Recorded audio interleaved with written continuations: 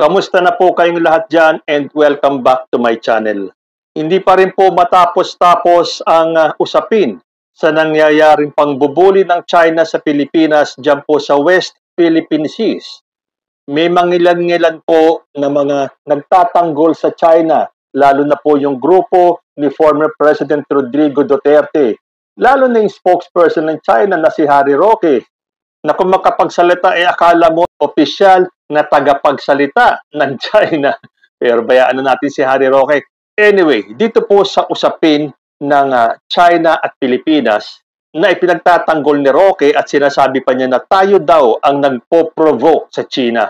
Kahit nakitang-kita na ng buong mundo na ang China po ang agresor. Pero ang pinalalabas ni Roque, tayo pa ang agresor. Paano tayo magiging aggressor? Alam naman natin na kung tayo lang, wala po tayong laban sa China. At hindi naman po gusto ng Pilipino ng gera.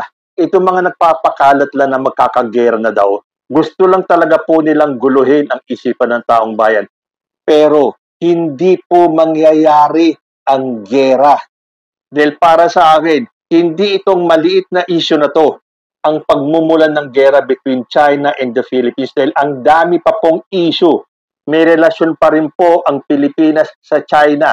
At isa pa, bakit tayo matatakot? Nasaan na ang pagiging Pilipino ninyo? Kung kayo ay babaw na lang sa lahat ng sasabihin ng China kahit na tayo ay ginagago na, binabastos na, pero ang gusto ninyo yumuko na lang tayo sa China. Hindi po ganun eh. Kaya dun sa mga nagsasabi, nagyegerahin na daw tayo at darating na ang araw na magluluksa ang Pilipinas, hindi po mangyayari yun. Dahil lahat po ng effort ginagawa ng ating presidente, lahat ng paraan na pwedeng pag-usapan ay pag-uusapan po. Pero ang Pilipino, yung pong mga totoong Pilipino na handang ipaglaban ang Pilipinas laban sa mga bansang gustong sumakop nito, ay malaki po ang porsyento. Nasa mahigit 70% po ng mga Pilipino ang handang lumaban oras na talagang magkagipitan na. Because Filipinos do not yield. Sabi po dito sa press release ng Department of National Defense, China's Defense Ministry statement clearly reflects their isolation from the rest of the world on their illegal and uncivilized activities in the West Philippine Sea. It also shows the inability of the Chinese government to conduct open, transparent, and legal negotiations.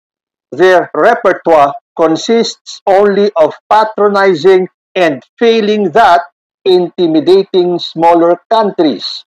The world has seen and knows that the Filipino people are not aggressors. We will never seek a fight or trouble. Neither will we be cowed into silence, submission, or subservience. We do not yield. We are Filipinos. Well, kung nagawa po ng ating mga ninuno na ipaglaban ang ating bansa, laban sa mga mapang-aping kalaban, handa po ang mas nakararaming Pilipino na tumayo ulit at ipaglaban ang Pilipinas. Nakita nyo naman, napakadaming bansa ang tumutulisa sa ginagawa ng China. Hindi lang po sa Pilipinas, kundi sa ibang bansang karatig nito.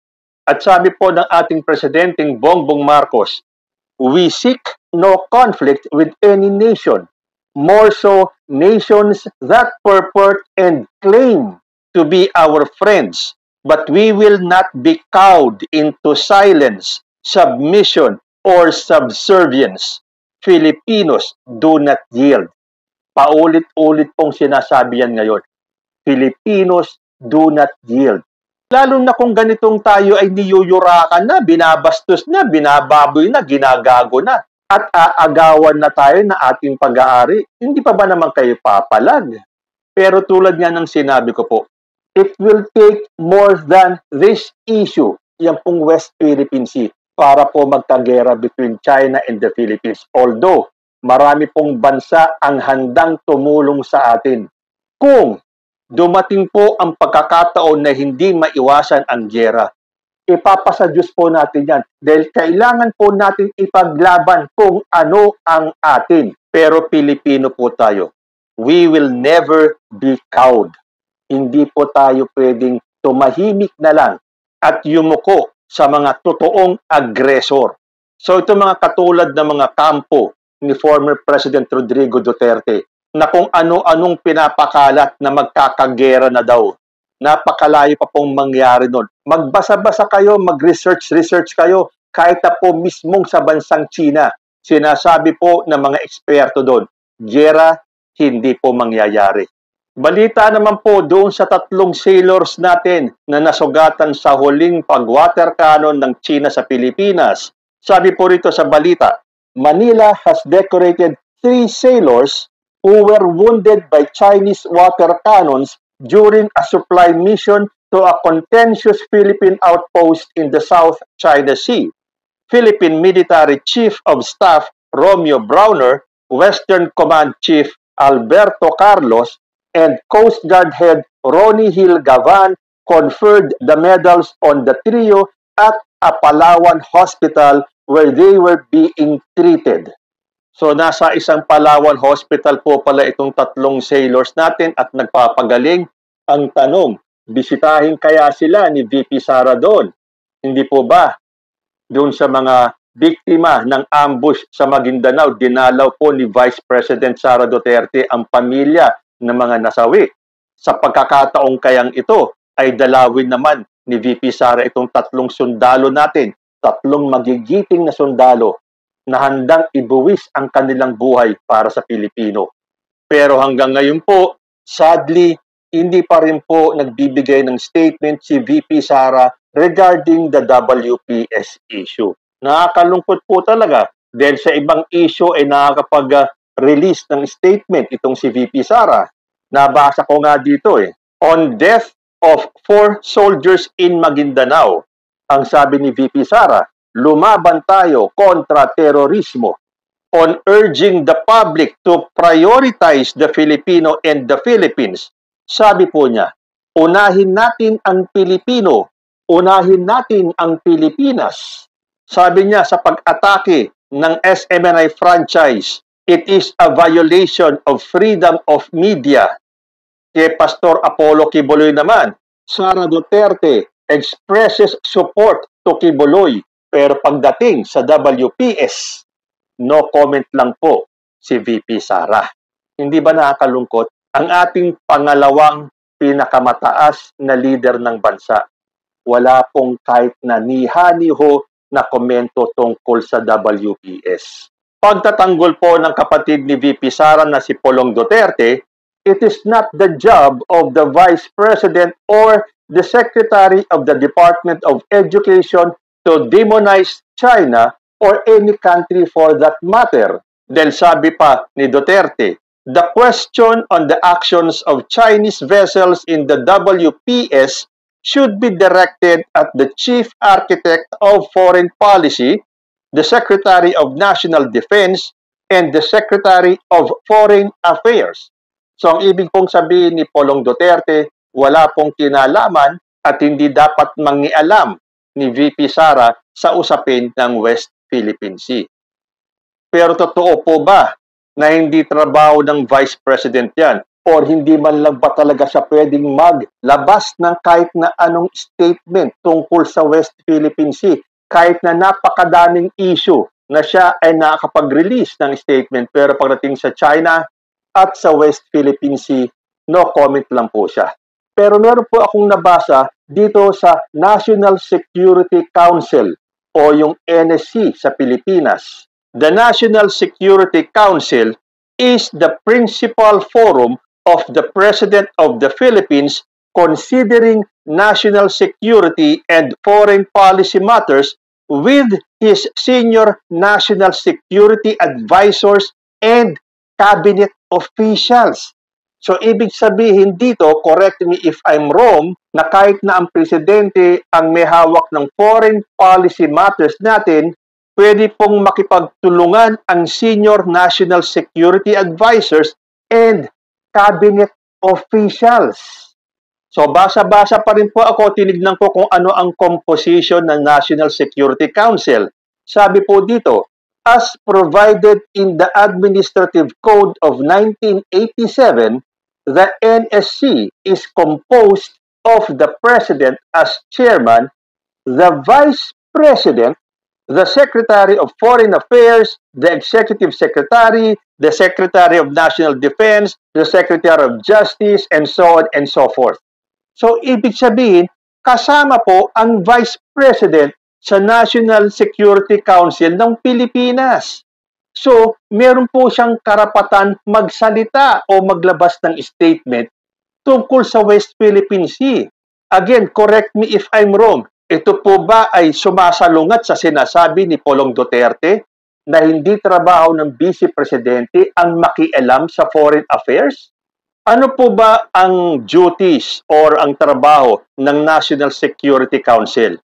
Again, sabi po ni Mr. Google, the primary role of the NSC is to advise the President regarding integration of foreign, military, and domestic policies which relate to national security.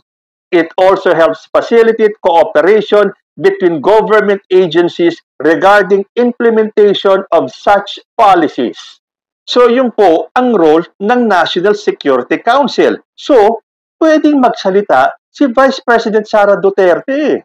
So, ayan po according sa binasa ko. So, nangangahulugan ba nito ay talagang umiiwas lang si Vice President Sara Duterte na maglabas ng statement tungkol dito sa West Philippine Sea at baka magalit sa kanila ang China.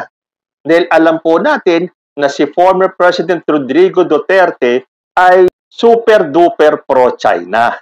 Kaya nga nagkaroon sila ng secret deal na ikinagagalit ngayon ng China dahil hindi sinang-ayunan ni President Bongbong Marcos ang kanilang secret deal.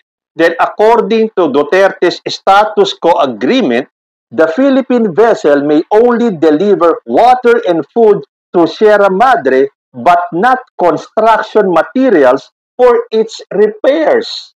Para naman yatang one-sided itong agreement na to. Bakit kanyo?